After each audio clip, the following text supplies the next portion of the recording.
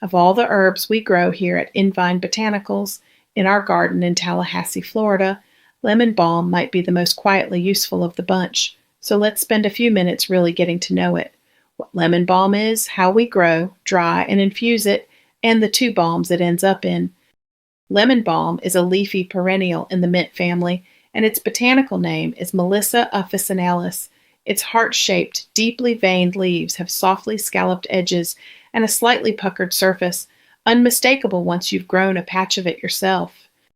That first name, Melissa, is the ancient Greek word for honeybee. Beekeepers once rubbed the crushed leaves inside empty hives to help settle a new swarm, and to this day, bees crowd its small white summer flowers. You'll sometimes see it called sweet balm or bee balm or simply Melissa, but the name most of us know it by comes straight from the scent of the leaf. Brush a leaf between your fingers and it releases a bright, clean smell of lemon, all the citrus with none of the sourness. That aroma comes from delicate oils in the leaf, alongside the compounds lemon balm is most prized for, rosmarinic acid and a family of plant antioxidants called flavonoids. Rosmarinic acid is a big part of why lemon balm has been valued in skincare for so long, and it's most concentrated when the leaf is grown well and cut right at its peak. People have been growing lemon balm for more than 2,000 years, all the way back to the herb gardens of ancient Greece and the physicians of the medieval Arab world. In medieval Europe, it filled monastery gardens and household herb cabinets alike, and it was written into one of the most famous herbals of the age, the Regimen Sanitatis Salernitanum. Few garden herbs carry a paper trail quite that long. From those first Mediterranean beds, it spread across Europe and eventually around the world, following gardeners who simply didn't want to be without a clump of it near the kitchen door. We grow our own lemon balm right here in the Tallahassee garden, in the warm, humid Florida climate it happily settles into.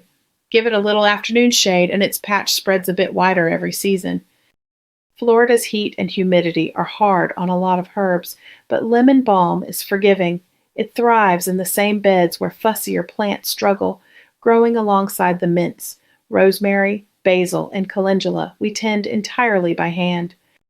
Like everything in this garden, the lemon balm is planted for one reason, to become balm. Nothing here is ornamental. Every bed is grown to be harvested, dried, and infused.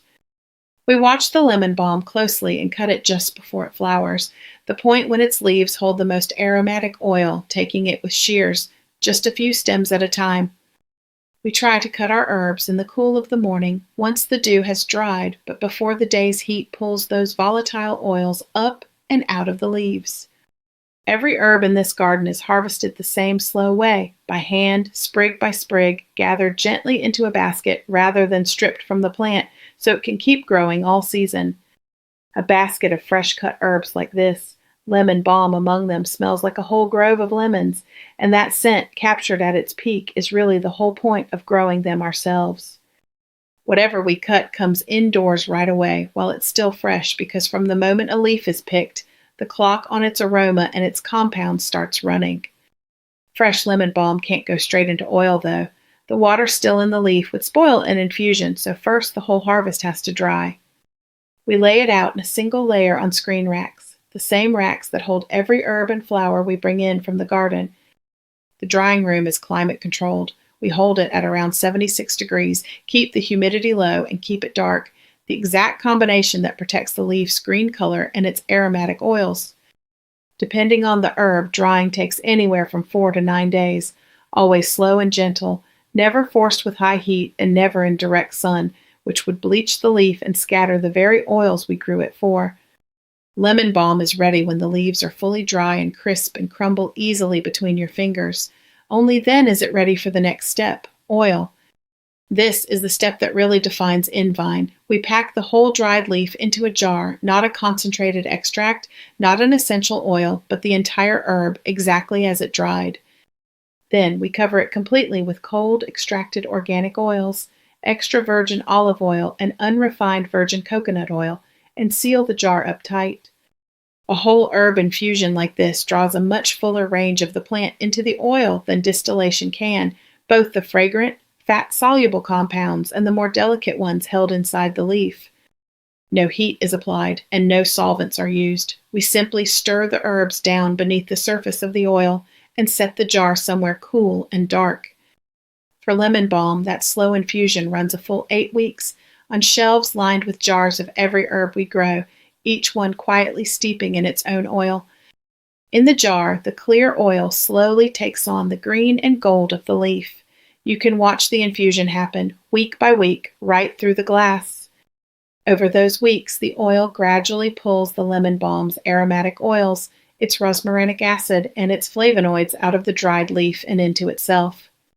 There's no way to rush this part. The oil takes what it takes, week after week, until it has carried the full character of the whole plant. When the infusion is finally finished, we strain the spent leaf out through a fine mesh, pressing every last drop of the golden infused oil from it. What's left is a gold-green, deeply fragrant lemon balm oil, one that carries the character of an entire plant rather than a single distilled note. From there, the infused oil is gently warmed and blended with just 2 more things, our own pure beeswax and a little vitamin E. Then it's poured into jars by hand and left to set into a soft, scoopable balm as it slowly cools. There are no fillers, no synthetic fragrance, no alcohol, and no parabens, just infused oil, beeswax, and vitamin E, and nothing else. Every jar is labeled with its own batch number and infusion date, so each one traces right back to the herbs, the garden bed, and the season it came from. So where does all of that lemon balm actually end up? It goes into 2 of the balms we make here, and in both it's a whole herb infusion, not a fragrance. The first is our bug bite balm, where lemon balm is infused together with lemongrass, rosemary, sweet basil, and lemon mint, then finished with a touch of tea tree. Lemon balm was the very first herb Janice reached for when she formulated that balm, drawn to its clean lemon aroma and its long documented history in traditional skincare. Bug bite balm is a simple cosmetic balm, meant to be dabbed gently onto the skin after time spent outdoors, gentle enough for all ages and for sensitive skin. Both balms lean on lemon balm for the same quality, a fresh, green, lemony softness that keeps the blend from ever feeling sharp or heavy. Lemon balm also appears in our Breathe Free balm, where it plays a quieter role, a soft, grounding note that balances the brighter peppermint and spearmint alongside it. That balm is made to be massaged onto the chest, neck, or temples, purely for its cool, invigorating aromatic scent, the character of whole herbs rather than synthetic fragrance. In both jars, lemon balm isn't an oil dropped in at the end for smell. It's a whole herb we grew, harvested, dried, and infused ourselves, from the first cutting to the finished balm. And because we grow the lemon balm ourselves, we know exactly which bed and which harvest went into each batch, the kind of certainty you simply can't buy in as a ready-made extract. That, in the end, is the whole idea behind InVine Botanicals. We grow it, we infuse it, and we make it ourselves, slower and smaller, but honest all the way down. So that's lemon balm, from a fragrant green mound in our Tallahassee garden to the balm on your shelf. If you'd like to bring some home, you'll find all of our garden-grown balms at InVineBotanicals.com. Thanks for spending a little time in the garden with us.